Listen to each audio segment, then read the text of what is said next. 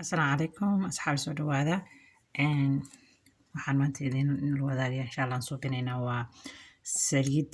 timaha ma sha Allah kaaga dhigayso ku kala kicinayso ku maxaan ku dhabar dhixis ku geynayso jajabka waxyaalahaas oo dhan hadii ku dhibeen alaabahan ayaan ka suubinayna hadda ka hor aan soo gashay gabar baa ay weydiisay abay magicii baamiye maxaa la dhahaa baamiye wakaasa saan isugu jirtiran baa hadda isticmaali doona insha Allah magaciisuna waa kaas Ingiriiska Soomaalina dib baamiye dhahna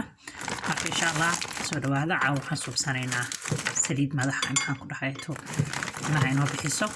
ko waxa ka ah baamiyaha waxaan kaloo isticmaali doonaa